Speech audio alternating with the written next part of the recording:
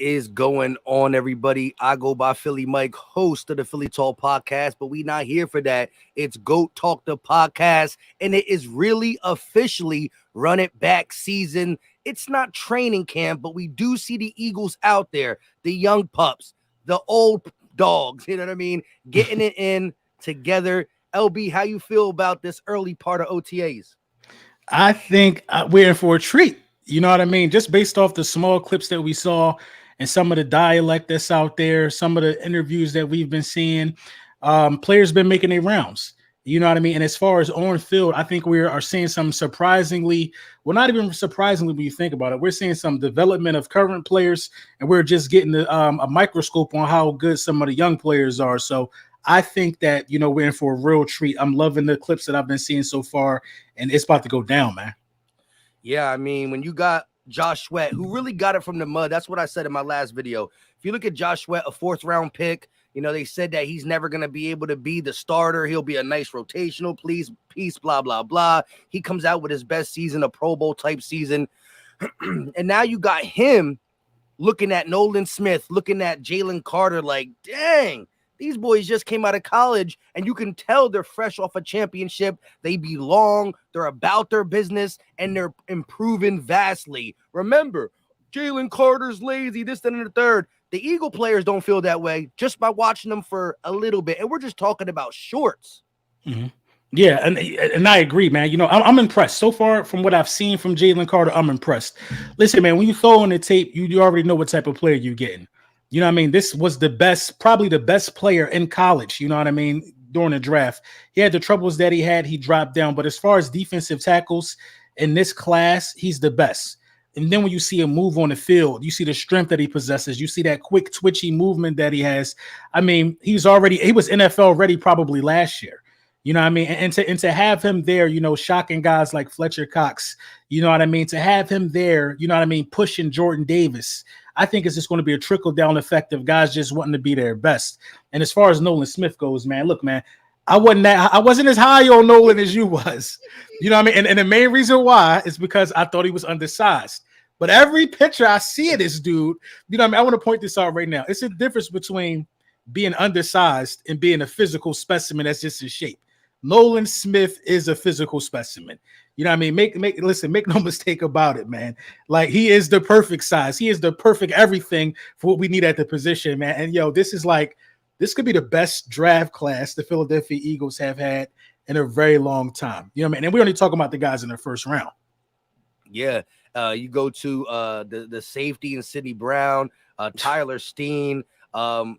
This draft can be not only one of the best, but they could be getting heavy minutes early. And as much as we don't talk about the last year's draft, 1st-round pick Jordan Davis and Nakobe Dean, we were blessed with a deep roster to where they're almost like rookies in the sense that they're not, because they definitely got to play that red shirt role. And again, red shirt players don't mean that they're not good. It means that the situation was going. We just heard Nakobe Dean said, I wholeheartedly feel like I could have played last year, but I only going to do what my coaches ask. And ultimately, Nakobe Dean wants to win. So if his role's on special team, if his role's the backup, TJ Edwards or Kaiser White, he ain't going to complain. He's going to be the best at what they're asking him to do. But he just looks ready. I love the thing he said. He said, my high school coach told me that you could never stay the same. If you're not getting better, you're getting worse. And ever since that Super Bowl, as much as we hear, the Eagles are going to lose a lot of defensive players, he knew it. He started day one after the Super Bowl getting ready to be the leader in that linebacker room, and he's ready. And Jordan Davis, what are they saying?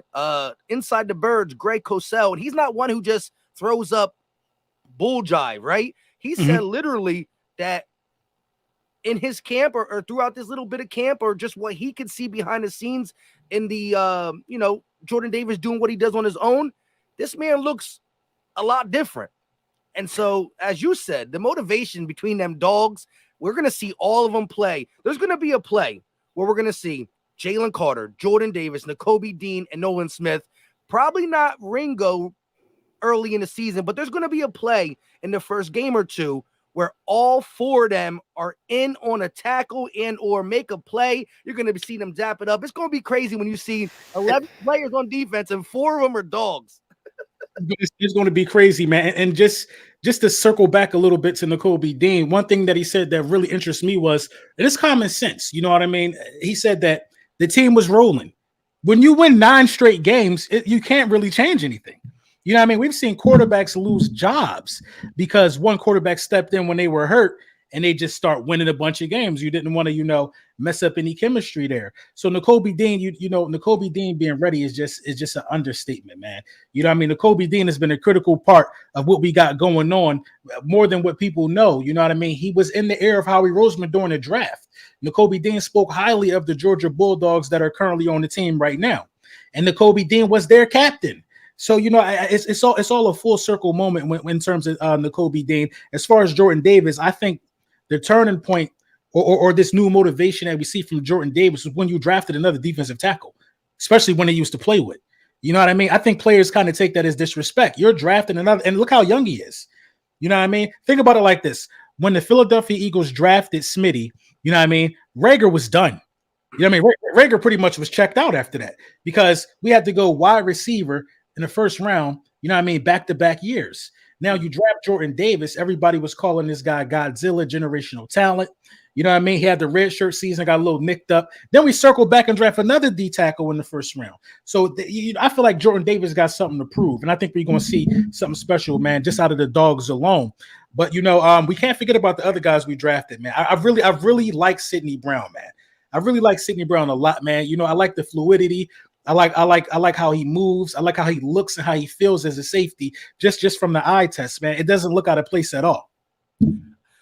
I agree wholeheartedly. And how do you feel about the number switch? Did you like the 43 or do you like the 21 better? On Sidney, I like the 43. I'm not gonna lie. Yeah. I like the 43, man. I like it, man. I like it. I don't know why he did that. Yeah, definitely.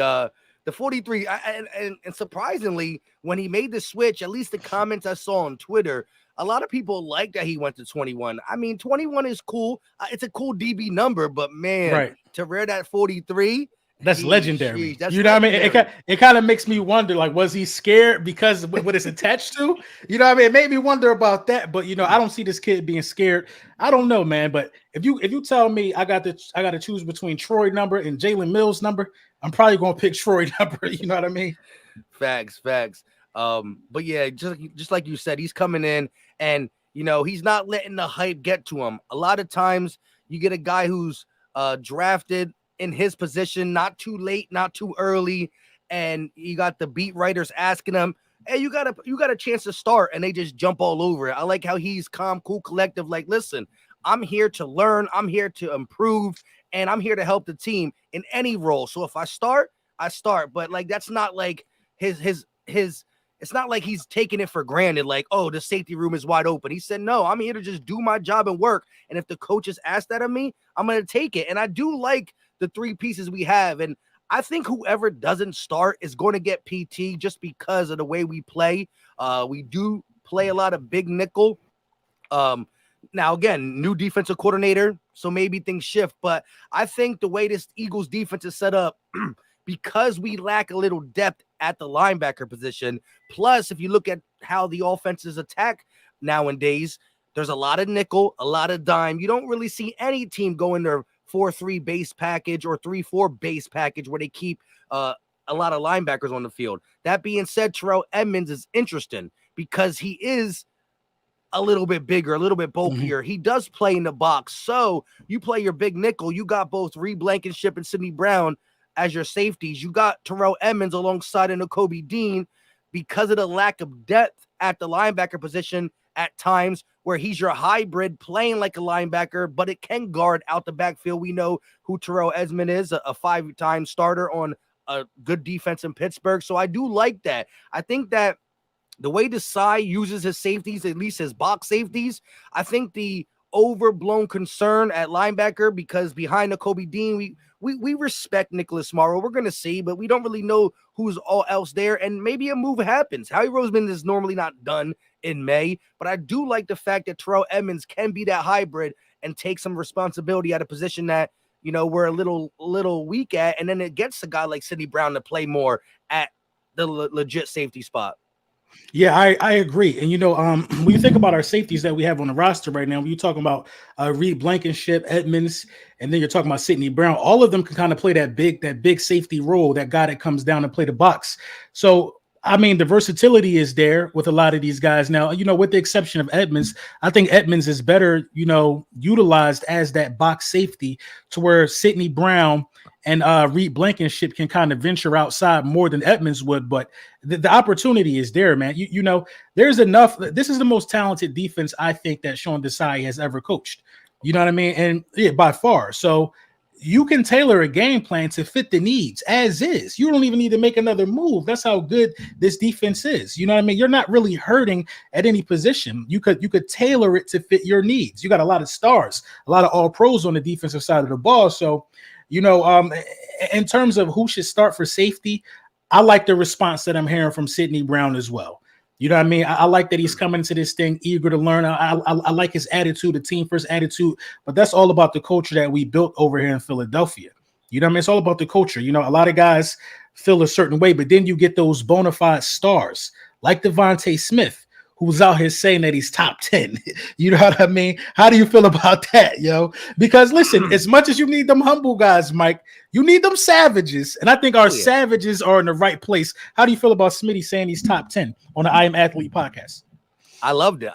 And I do think, again, if you just want to argue, when you judge a wide receiver, right, you can look at how many catches they have, how many receptions they have. You can look at touchdowns. Touchdowns matter in the NFL for sure. But everybody gets judged off their yards. This guy broke 1,600, 1,500, right? And so let's just look at it. Devontae Smith was 9th in the NFL in yards. That means there was only 8 players who had more yards than him. And that's what you rank wide receivers at. Because look, A.J. Brown had more touchdowns than Justin Jefferson, but Justin Jefferson had more yards. Who ranks higher? Jefferson. You know what I mean? Like, there's different things. You can look at, like, the PFF win rate, one-on-one percentage. There's so many things to look at. But at the end of the day, for him to be that high on the list, yardage, while having to share the ball with A.J. Brown, and I know some people will say it frees him up. It might. But ask any good wide receiver. They want volume. You know what I mean? We've seen Smitty catch on double teams. So it's neither here or there. But I do like it. And we got to get our list. It's early May. And that around June, right? And June's coming. We're going to have our quarterback list. We need to do a receiver list. We do. We definitely need to do a receiver list. We got to do a couple right. I think we got to do corner. So I think we got to do quarterback this year, receiver, and corner for sure. You know what I mean? Quarterback will do all 32 because it's the quarterback position. But wide receiver will just do top 10. Cornerback will do top 10. You know, like them positions, we're not going to go all 32 or nothing like that because there's always 2 wide receivers, there's 2 cornerbacks, there's multiple running backs and stuff. So them will do top 10. But yeah, quarterbacks, we're going to do all 32. This the thing with Smitty's, you know, top 10 case though. He had more receptions than A.J. Brown. But with sharing the ball, that's crazy to me in itself. And then when you look at the rest of that top 10, who else was on there? Who else has 2 guys in the top 10 in yards? Is it Waddle and Tyreek Hill? Yeah. Okay, all right. Where was Waddle at? Was he 9? Waddle was like at 7, so 7 or 6. So that's crazy. Yeah, it's crazy. And look, we were the second best duo, but like when you combine them, I think it was, and I don't have the number because I tweeted it. I didn't put it, but I saw a picture of Devontae Smith's head on Vegeta and Goku and AJ's head on Goku as a duo. That shit was fire. It was on Clutch Point, so I put it up there and I did all their stuff. I think it was 2,695 yards combined, 18 touchdowns, 75 catches over 20 yards. Damn.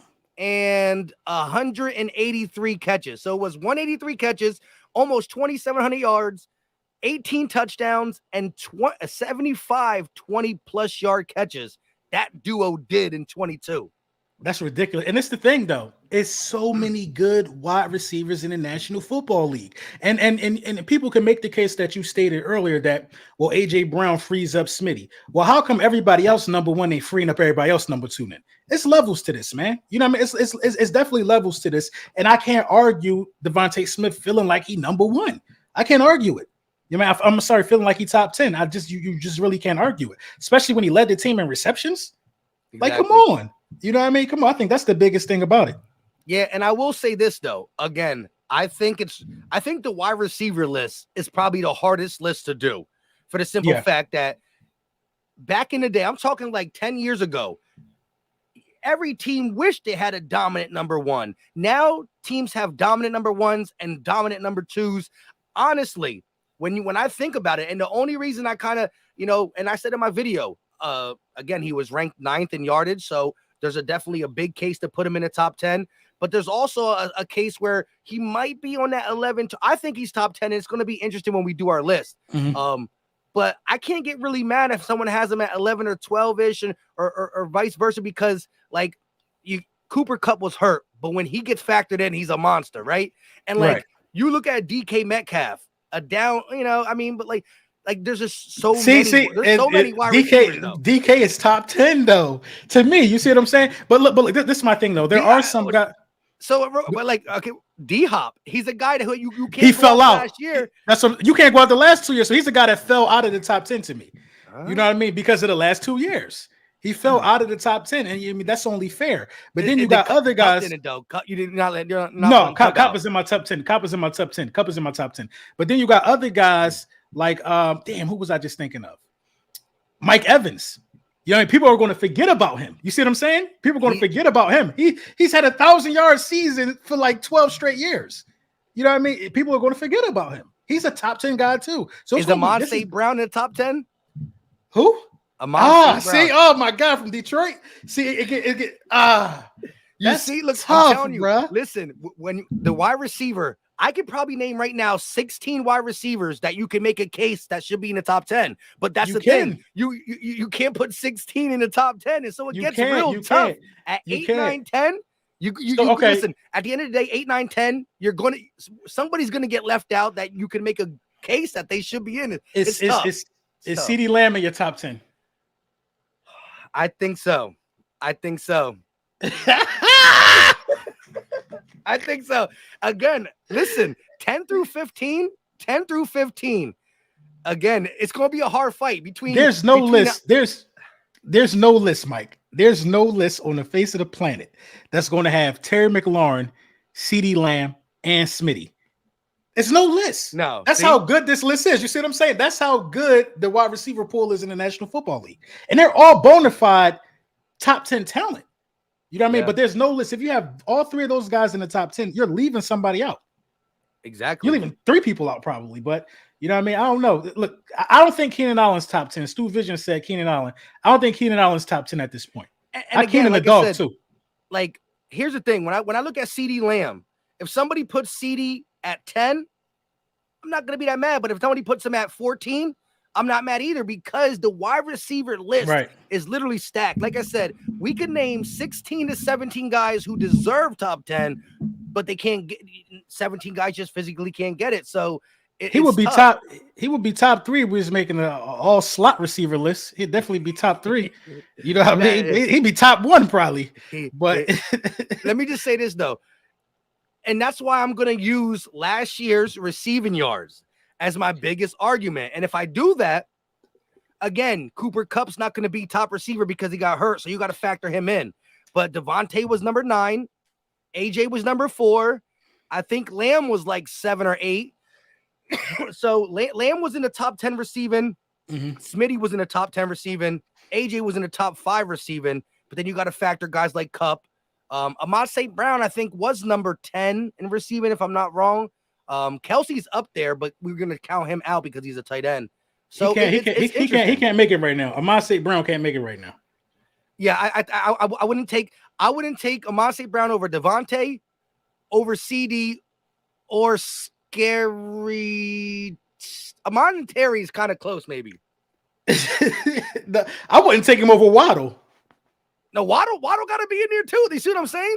That's Look.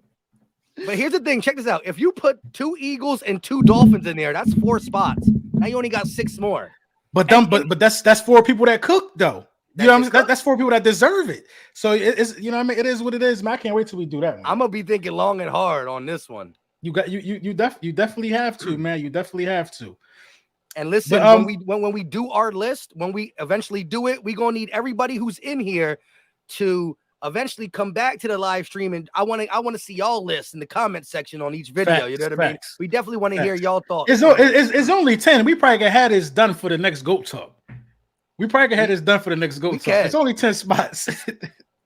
Yeah, all right. We'll do the wide receiver first, and then we'll do quarterback and stuff like that, because we're about to hit June, and that's where we still gonna be rocking stuff for y'all, but that's where it gets a little dry. I do want to ask you this, and I see the chat talking about it a little bit. Julio Jones was linked to the Eagles. What's your thoughts? I say do it. I'll tell you why. Right now, he knows his role. He's not coming in here trying to be the number 1 guy. You know what I mean? He's not coming here trying to be the number 1 guy. I say do it. You know what I mean? It's a lot of stuff that some of the younger guys can learn from, and it's only going to be a 1-year thing. And it adds depth. And it's Julio Jones at the end of the day, who's very capable. You know what I mean? He would be the best 3rd option. You know what I mean? He would be the best 3rd option. This is the thing, though. Difference. DeAndre Hopkins wants to be the guy. You know what I mean? That's why we'll be no to a guy like that, because we have the guys. We just need somebody else who could play their role to perfection. You know what I mean? So yeah, I would look at Julio. See, my thing is, I'm not mad if they sign Julio. I'm not gonna be like, why did you do it? The only thing that I question this whole offseason, and I kind of hope it just goes away, and it's not. But I don't like the Matt Patricia hire. You know what I mean? I understand he's not going to run the defense, but I don't like it. You know what I mean? And again, but I won't say that for Julio. And listen, 3 or 4 years ago, we were crying, we were dying for a Julio signing. You know what I mean? I'm at the point now, if you bring him in, cool. If not. I will say this though: whenever you hear Devontae Smith being asked, who did he idolize, or who did he try to mimic his game from, or who did he learn his stuff from, he always says Julio. You know what I mean? Right. And then you got to take into account that AJ had the influence to bring him to Tennessee. Yeah. So, it's some real connection there. You know what I mean? It's definitely some real connection. And Julio want to get a ring. You know what I mean? He knows. Right. He knows. He knows if you want to play in big games, you got to come to Philly. You know what I'm saying? Yeah. Again, and Julio's that guy that, yes, he might not do really anything like productive on a high level as like volume wise, right? Like he's not going to be doing that. But listen, a key 3rd down here and there, Julio will pick it up for you. He's still got that in him. Injuries might be less if you're asking him to be your 3rd or 4th guy, only come on the field for 20% of the plays, 30% of the plays, blah, blah, blah. If you do get a guy like Smitty or AJ nicked up, he can fit the outside role as well. Mm-hmm. So I ain't mad at it. And again, I do like the fact that Devontae, he could pick his brain, and maybe, Julio can teach him something, of a release and this, that, and the third, because man, that's who he looked up to. So that's the only way I would do it. But I'm not like, yeah, let's go get him type thing. I'm just like, yeah, hey, because can't hurt. I think we got one of the better wide receiver rooms in the National Football League for real. Facts. If you're being honest, and everybody else that's coming in here they're basically coming in here to see who would be the best fit for that 3rd guy. But I've been hearing a lot of stuff from what's our guy Olamide Zaccheaus? Am I saying that right? I've been hearing them talking. I call him Oz. I've been hearing. I heard Smitty talk about him. How they say every time he touched the ball, he want more yards.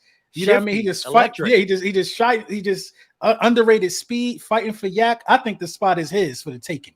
You know what I mean? Me personally, man, I think the spot is his for the taking. Did you not see Quez Watkins catch the dime? No, I saw Quez Watkins catch the dime. That was beautiful. You know what I mean? So I think we're in for a dogfight right there, man. I haven't lost faith in Quez Watkins, but after the Super Bowl, you gotta be kidding me if you don't think that an upgraded wide receiver 3 would be nice. Let's just keep it a buck here. I ain't lose faith. I think Quez could bounce back, but I also think Olamide Zaccheaus could beat him out for that position. It's weird. We got a lot of talent on this roster. And that is a fair thing to say. I definitely didn't give up on Quez. I'm leaning towards Quez winning that third spot back, but I ain't mad if Oz beats him out. And I do like that. I think that nobody should be given anything, right? Whether I believe in Quez bounce back or not, I think he has to earn it. I think that when you earn a spot on a roster or you beat somebody out, it's just the right thing to do. Like, it's just the right thing. It takes everybody's game to the next level because, you know, Oz just played on Atlanta and got PT. Quez just played with the Eagles and got PT. One of these guys are not going to get PT. Both the roles were solidified last year. One of these guys are going to get their role back, and one of these guys are going to lose it. And that's going to only, you know, the definition, iron sharpens iron, and that's right. That's real. You know what I mean? Quez might have to fall into that Zach Pascal role. You know what I mean? Which ain't a bad role, but Zach Pascal was on the field. You know what I mean? You know what I mean? That's just sometimes that's just how the cookie crumble. You know what I mean? Speaking of guys that I think deserve PT who might not end up getting it because of, you know, draft placement, is our guy, what's his name? Our defensive tackle. I just was thinking about it. A Jomo? You know who I'm talking about. Not a Jomo. He played last year. Milton Williams. I think Milton Williams deserves, you know, more playing time, especially with Hargrave out of the picture. But I don't think that's going to happen just because of, you know, draft placement. You know, I think Jordan Davis, we have to give him playing time. You know what I mean? Sometimes you just have to give a guy playing time. And I think Jordan Davis has to get that playing time so we can see what we got. But Milton Williams definitely earned a roster spot, definitely earned playing time. Yeah, I totally agree. Devontae Jones with the $5 super chat. He said, don't like the special team coach getting an extension either. Could have just been the personnel, though. Let me just say this. Yeah, I mean, he didn't really show anything like fantastic. Like, oh, yeah, we need him back. But let's just say that Super Bowl blunder was a shank job. You know what I mean? Like, kick went right, defense went left. They tried to turn field on the worst field ever. So I'm not going to blame it solely on the. Who kicked that? Who kicked that punt? Who was that? Sipos. He. You know, I'm so mad that we didn't give that punt guy dude a tryout. Somebody's trying him out. You know, the guy that beat the Chargers. No. You're talking about the Matt Ariza. Yo, but yeah. we brought in supposedly the best punter in college in Ty Zenter. They call that boy Legatron. Legatron or punt guy. You know what I'm saying? These names are wild. Get one of them. You know what I'm saying? Get one of them, bro. But you know, I think we definitely need a new punter for sure. And I think that, you know, we'll learn a lot in these OTAs. We'll learn a lot about our team. Now, listen, when you go to the Super Bowl and lose the Super Bowl, and you almost bring back the same team, you got to really look at why you lost. Special teams was an issue. Just overall, you know, the interior and run blocking, that was an issue. So you got to worry about how you're going to tighten those things up. And I believe Jalen Carter replacing Hargrave, who wasn't that great at run defense, I think that should shore that up for years to come. And, you know, special teams, you know, we got to figure out the punting situation, which I think we're doing that with Legatron, hopefully. You know what I'm saying? And we also got to figure out who's going to be returning punts, because I didn't like that situation either. You know what I mean? Would that be a total downgrade for Quez Watkins if that was his role? We're trying to win a Super Bowl here. We got to worry about roles here. Would that be a downgrade for what's our guy, our running back? Why am I forgetting everybody's name right now? Kenny G? Not Kenny G. Boston Scott? Scott. Will it be a downgrade, total downgrade for Boston Scott if that was his role? Because running backs seem to do better, you know what I mean, in punt return, you know, traditionally, especially with the Philadelphia Eagles. But I think the return, and that has to be addressed as well. Yeah, I totally agree with giving at least, I want to see training camp. I want to see preseason. I want to see Quez and Boston Scott be the main returners, because I do think they have upside there. I do think the fact that our wide receiver room is so deep and our running back room is so deep, just to get them touches without playing them at their respective positions, just get them on the punt return, the kick return and stuff like that. So I wholeheartedly agree with you there. I wanted to ask you this question though, because a lot of people are even big on that 7th round pick we had, a Jomo, right? Mm-hmm. Look at this D tackle room, right? You got Fletch, Carter, Davis, Williams, Marlon T, who got legit playing time, and he's a good run stopper, and he got a sack or two last year. And then you got Contavious Street, and again, we could laugh him off in the sense of who's Contavious Street. At the end of the day, the New Orleans Saints always have a good D-line. And when you are a team with a good D-line and Street is getting big-time rotational minutes, that's showing that he was worth something. The dude, listen, check this out. We like Milton Williams a lot, right? Off of last year. Being a rotational piece and getting about 4 sacks and being disruptive, right? Kentavious Street did exactly what Milton Williams did for the Eagles over there with the Saints. You see what I'm saying? So, like, if we're high on Milton, we should be high on Streets. So you got, let's go again, Fletch, Carter, Davis, Williams, Marlon T, Street, and Ajomo. That's 7. We're not keeping all them on the roster. And again, the guy who Gate did a great breakdown on him. I seen Fran Duffy, who does the Eagles, talking about this is a sleeper. Ray Dininger said that this guy, Ajomo, is more than what people see, and it was a great pick in round 7 as steal. But again, you're talking about Eagles keeping maybe 5. So you're talking about 2 guys possibly either getting cut or put to the practice squad on his D tackle rotation. You know what I mean? I think they're gonna put 2 guys on the practice squad. That's a lot of talent, bro. And if you're going to cut somebody, it's a lot of talent right there, right? If you're going to cut somebody, I don't think Street makes it. You know what I mean? I don't see the Eagles cutting bait with a draft pick. It don't matter if he's in the 7th. You know what I mean? It's either Street or him. You know what I mean? Milton Williams is basically solidified to make the team, if you ask me. Yeah, especially in his deep room. So I think 2 guys get kicked to the practice squad. I don't see us cutting any of these guys. Yeah, I don't see us cutting any of these guys. It's going to be tough. And like I said, a lot of people say, well, maybe Marlon T gets cut, maybe Kentavious Street. Maybe we could try to find a way to put a Jomo on the practice squad, but at the end of the day, that D tackle room is loaded. Right, and the same could be said for the offensive line too, because that's getting spooky right now, yo. How you like DJ Fluker? You think he's gonna make it? You think bro? Good? I think he looked good, bro. I'm not gonna lie, yo. I think he looks good. You got to think about this, man. So wasn't Stoutland his coach in college? Yeah. So okay, he was a 1st round pick. He went 11th overall in the draft. Came from Alabama, right? I'm saying all this right? Yep. Had some issues, health and weight wise or whatever. He was big when he was playing for the other teams he was playing for. He looks like a completely different person. And who can get the best out of an offensive lineman, especially one that he already knows? Stoutland University, bro. Stoutland University. Look what's happened to Jordan Mailata. You know what I mean? Jordan Mailata has been turned all the way around into one of the top guys at his position. Landon Dickerson is ascending, you know what I mean, getting better every year. Jason Kelsey, we know what that guy is about. You know what I mean? Lane Johnson, Tyler Steen. Listen, this draft was so crazy. Let's back up a little bit. The draft was so crazy, Mike, that I wouldn't be surprised if anybody we picked in the first 4 rounds could be the best player in this draft.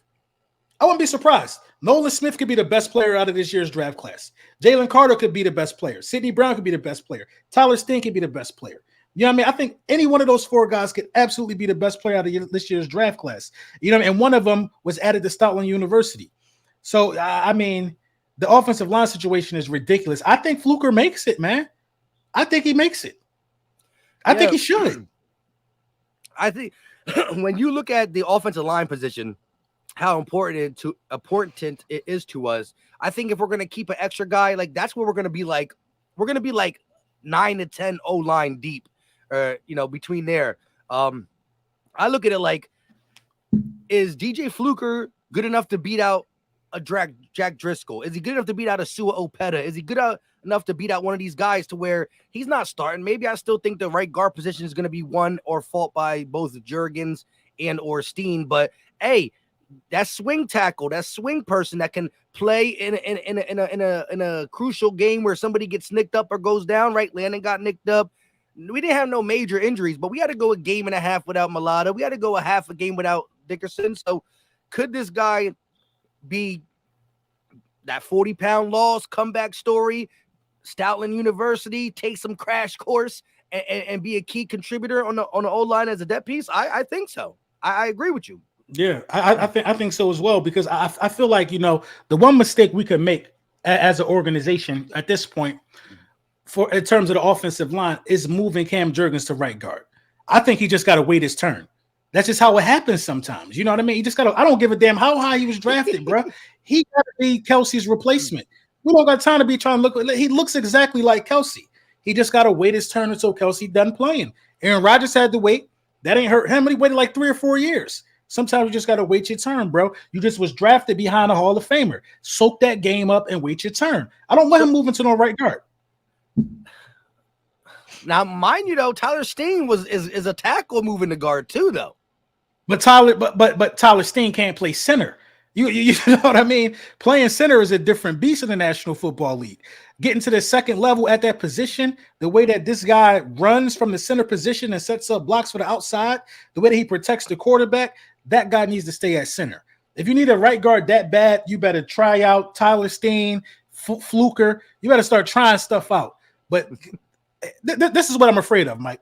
I'm afraid of Jurgens. He never goes back. That's what I'm afraid of, bro. I think I told you that before. I'm afraid of him being so good at the right guard position that now you need another center. That's what happened with Dickerson, right? Remember, Dickerson was supposed to come in and possibly be the next replacement at center, but he's so good at left guard.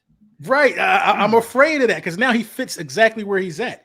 You don't want to keep having to move these guys. So, I think Steen could do it, man. Look, Steen will be in the middle of Kelsey and Lane Johnson. Anybody can do it. You know what I mean? Just put somebody there. You know what I mean? Have them learn from those guys, or you know what I mean, on the right and left of them. But yeah, I don't want Cam Jurgens in that position. I hear you. I know Kelsey talked up Jurgens as possibly starting at right guard, but of course, he knows a little bit more about Jurgens than Steen for the simple fact that Jurgens had a year under the offense and he was working with him and stuff like that. But Birdman 951 with the $5 super chat. He said, "What's good, fam? Love repping the greatest team in football. Keep grinding." Hey, shout out to him. He be going hard on the West Coast over there. I just talked to him the other day, actually. I seen him at the draft too. Like literally watching the draft. They literally showed him. They said, "Who's this guy? We got to get this guy on camera. He's decked out in a bunch of Eagle stuff." It's easy to rep a team when the team is nice to you. You know what I mean? But shout out to Birdman 951 for sure. I did want to say one more thing. There was one more thing I wanted to ask you about. And right before we talked about the D tackle position being so stacked. I can't. Was it the corners? All right, let me ask you this. I got a question for you, yo. Who got the best cornerback duo in the NFC East? There's only 2 teams that this applied to. Are the Eagles better at cornerback than the Dallas Cowboys? They just added Stephon Gilmore. They're pairing them with Trayvon Diggs. Who is the better cornerback duo in your opinion? The Eagles. I'm not gonna say that it's by a landslide though. When they got Gilmore, I was upset because I watched what Gilmore did in that Colts game. I watched a little bit of Gilmore throughout the season just off GP because coming into that game, I thought that was going to be somewhat of a trap game for the Eagles last year. You know what I mean? And it was a close game. So I definitely said before the game, watching Gilmore's tape, that he's still playing at a nice level, and he's the only thing we should be worried about on that Colts defense, and he showed up. So I'm not gonna lie. And look, Trayvon Diggs didn't have the big number of interceptions, but he got cooked a lot less as it pertains to jumping routes. He played more subtle, and so I do think he's a nice corner too. But I gotta see them put it together, play off each other, and I know right now the connection from Bradbury to Slay is there. They believe it, and they went out there and showed it for 17 weeks last year. So listen, Cowboys got a good corner duo for sure, but I definitely give the edge to guys who shut down quarterbacks at an alarming rate last year.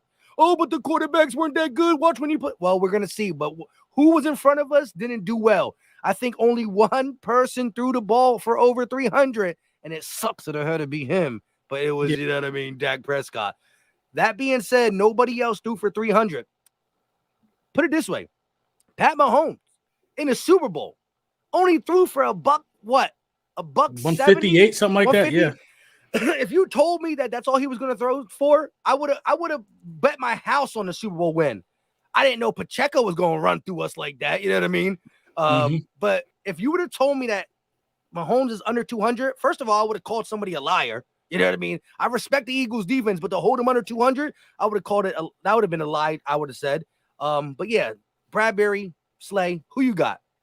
I got Bradbury and Slay too. You know what I mean? Like I said, I don't think it's by a landslide either. It's more so just going off of, you know what I mean, that these guys played in the Super Bowl together. You know what I mean? These guys, you know, they've done a lot together in one season that, you know, we haven't seen from this duo on the other side. But they're capable of dethroning Bradbury and Slay in the division. You know what I mean? They're very, very capable of it. I think that, you know, who was the best corner during their careers out of the four of them? I think Stephon Gilmore is probably the best corner out of all He four won a guys. defensive player of the year at one time. Right. Yeah. Didn't he almost win it twice? He was up for it again the next year, I think. So, yeah, I mean, Stephon Gilmore is one of those ones. But then you look at, listen, all four of these guys are all pro.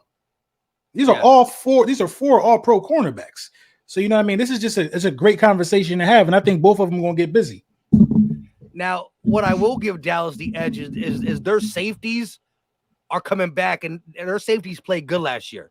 You know what I mean? Mm-hmm. So they got the return safeties. Now, again, we have upside in our safety room for sure. We like what we saw from Reed. We got a young boy in Sidney Brown. Terrell Edmonds is a 5-year starter who's been a quality safety. But, you know, look, I'm not going to front. At the end of the day, the Eagles all season and what we were able to retain and all that makes me confident to say that the Eagles are still the better team for sure. But I'm never going to be the one to say that Dallas didn't get better. Now they still got way better. They still got some things that can come back and rear their ugly head. You know what I mean? On, you know, whatever. But adding Cooks, even if we don't think he's going to be the volume guy, adding Cooks to take the top off, having Michael Gallup back for one more year after that after hurting his what did he tear his ACL or something? I'm not sure. And then again, adding Cooks and adding Gilmore to a team that already won double-digit wins. Yeah, again, Eagles top. Then you can say Niners, Cowboys, Niners. That's still the order of the NFC, and it's going to be interesting. And again, the Giants kicked up a little bit. Washington always has good players, but they always struggle to get a quarterback, and I don't believe in how at all. So I still think it's the Eagles, Cowboys fighting. Eagles have the better team coming into this.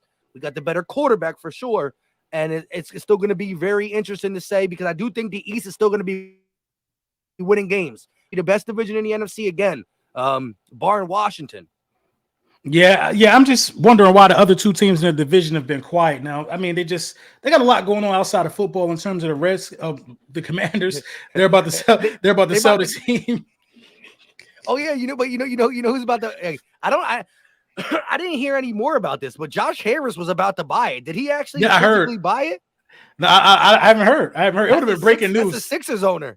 I know, yeah, it would have been breaking news. You know, I hope he do buy it. You know what I mean? It would have been breaking news. As an owner too, though. Right. I hope he does buy it. So yeah, that would have been breaking news if that happened. But yeah, I feel like, you know, the pecking order is still the same within the division. You know, it's just all about, you know, getting better at this point for us because we've reached the goal. We just didn't achieve the goal. I think Jalen Hurts is getting better. You know what I mean? I'm looking at Jalen Hurts' throw. Yeah, I think I'm looking at his throw motion. I think he is continuing to improve, which is just ridiculous to me. You know what I mean? I think AJ Brown is hungrier. You know what I mean? He looks bigger. He looks more in shape. And yeah, he put something on. Last thing that he caught that ball. I mean, his shoulders looking, swole back. Even swole. That's what I'm saying. He put something on, man. So I think this is going to be the year of just punching good teams in the mouth, man. It don't matter who on our roster. I think we're gonna get after whoever, bro. Run it back. You know what I mean? Run it back season. I think we're gonna get after whoever, man. But you know, I think this is really going to be a year where we see a true dominant defense from the Philadelphia Eagles. I think this defense will be dominant. And I think the catalyst for a lot of great things happening this year on the defense will be Nakobe Dean. I think Nakobe Dean is going to have a breakout season. Yeah. Again, I just love the fact that our two dogs we drafted in 2021 or 2022 has the potential to show a lot in this season as much as the young boys coming in. I will say this, though. As it pertains to Jalen Hurts, right? Like if you didn't just see the jump that Jalen Hurts did from year one starting to year two, after seeing that, I know Jalen Hurts was really good this season, right? He was throwing the ball like the dude was first in the NFL completion percentage from the pocket. He was second in the NFL at yards per attempt from the pocket. And he was first in the NFL in passer rating from the pocket. Oh, but he doesn't throw from the pocket that much. who cares? Y'all said he couldn't do it. And the jump he took was ridiculous in the sense of efficiency. And again, as much as everybody says, oh, but look, he still didn't throw for 4K, blah, blah, blah. Two things. One, he missed 2 games. He probably would have got it if he didn't miss 2 games. And number 2, he's a player. If our coach calls a run play, whether it's for him, whether it's for Sanders, whether now it's going to be for Swift, whether he calls a run play or a quarterback keeper in the red zone at the 20, Jalen's going to execute it. His development is there. We've seen it. If we ask him to throw the ball more, he can do it. But we do not want to be how do you call that? We want to be one-dimensional. One-dimensional. Yeah, I couldn't think of that word. So he's just going to execute the play, whether it's a read option, a shotgun, an under center, perfectly. And if you think that what we saw from Jalen Hurts in 2022 is it, you're kidding yourself. Because we're still talking about 27, 28-year-olds getting better, but a 24-year-old capped out? Stop it. It doesn't even make sense. And then people, this is the main thing that we're seeing this offseason. People like to lose all football sense when you're talking about Jalen Hurts. It's some things you just can't explain. And you just got to chalk it up to the dude just got better. You know what I mean? I don't know. Nobody knows why. Nobody knows how. You got to understand this. When you look at some of Jalen Hurts' stats, you know what I mean? Jalen Hurts did a good job of putting teams away early. That changes for the game plan to change. So once you already throw 3 touchdowns in the first half, y'all up 24-0, we're going to run the ball now. You know what I mean? And that's what good teams do. They do what they got to do to get the win. You just made a great point. And this is why I swear to God, I can't wait. I'm about to have some crazy hot takes, and I'm going to be saving them. And they're going to sound real hot now, but they're going to come true for the simple fact that our schedule is harder for sure. Am I scared of it? No, because the same way we're saying we play the Bills, we play the Chiefs, we play the Niners, we play this, they're saying the same thing to us. No ifs, ands, or buts about it. That being said, we're not going to be putting teams away at halftime as easy. And so Jalen Hurts is going to be using his whole arsenal in the second half, which is going to give us the dub still, and it's going to skyrocket his stats because how many games did he sit out the fourth quarter? At least 3. You know what I mean? Who does that? That's only stuff that happens in the NBA. 3 times in the regular season? He missed 2 games, and he sat out of 3 games with like 8 minutes left. You know what I mean? This is why he's not a stat stuffer. He's just I'm going to get the dub. I'm going to look good when I need to look good, and I'm going to fall back when my coaches ask me to. That being said, but Mike, the stats still weren't horrible, though. Yes. You know what I'm saying? Conveniently, what they'll do is leave out 750 rushing yards and 14 rushing touchdowns. They'll conveniently leave that out. Like that's not a part of his bag of tricks. So you know what I mean? Look, and then we started off the season averaging 24 in the first half, like the first 6 weeks of football. The teams were done, bro. I was at them games, Mike. It was a party at halftime. It was over. Everybody knew it was over. It was no stress. I never had a more stressful experience going to Eagles games than last year, bro. I'm talking to people. The game's still playing. I'm talking to people. We're just having a side conversation. It's over here. What are we doing here? Pack it up. And I feel like, and look, you talk about the schedule being harder. Yeah, it is. But that don't start until week 10 from what I look at. You know what I mean? After the bye, then you start, you know what I mean, running into some, some teams who bring something to the table. I think this team could very well be 7-2 at the bye, 8-1, or even 9-0. You know what I mean? Like, it's just really nobody I fear before the bye. No, I agree there, but I think you could see a shoot it out game versus the Jets now that they got Aaron Rodgers. Facts. I think you could shoot out against the Dolphins. I think that, we can put up some, against, hey, we should have fun against that Minnesota defense. A lot of teams put up 40 on them, and if we could put up 40 on them, that's going to help the stats. All I'm saying is I think this year the Eagles team is going to play better teams, and by that, we're not going to have Jalen Hurts chilling as much in the fourth quarter, which is ultimately going to make his stats look better. Again, he don't care about it, but I'm telling you, if the Eagles are put in different situations, we're going to call upon our guy. And as much as we want to say, look at Devontae, look at AJ, look at our O-line, Jalen Hurts is one of our best players on the team in general, and he's going to be called upon more in this type of schedule than he was last year. And so I'm telling you, when the haters say, oh, he only threw 22 touchdowns and they try to leave out the 13, 14 Russians, cool, do that. But this year, I think we're going to scale back his rushing a little bit. But I'm telling you, he's going to have them season that says, damn, he's not really taken. I think he could take a step. No ifs, ands, or buts about it. But his stats are going to take a step to where people are going to respect him more because his numbers went up. But to the Eagle fans' eye, it's like we seen him do that last year too. You know what I mean? Right, but now he's doing it for 4 quarters instead of 2 quarters because he has to, or because the game's different. But real quick, K Bear TV with the $2 super chat. He said, all bias aside, this year, Philly sweeps Dallas. Bet. I agree. It's got to happen sooner or later. We're better than them. We're better than them. It's going to happen this year. We play the Cowboys right before the bye week. That could be interesting. That could be something. Again, I can't wait for the Jalen Hurts, Dak Prescott matchup. Please, God, let them both be healthy for the simple fact that, Hurts been in the league now 3 years, started for 2, but we only saw that matchup 1 time, and it was his first year starting. You know what I mean? So, yeah, Dak got the 1-0 nod over him, but I can't wait to see this matchup twice. But I do not want the Eagles to be, like you just said, say we do beat the Jets and the Dolphins, 2 of our harder guys in the first 8 to 9 games. Say we sitting there at like 7-0, 8-0, and then we got to play Dallas before the bye. I don't want us thinking about that bye week and letting Dallas, give us like a first loss or something. You know what I mean? No, wait, listen, the city not going to let them think about that. The city ain't going to let them think about that. When it's time for the Eagles and the Cowboys to play, you know what I mean? That's just one team we feel like we want to beat. We want to beat them. You know what I mean? And they feel the same way too. You saw them.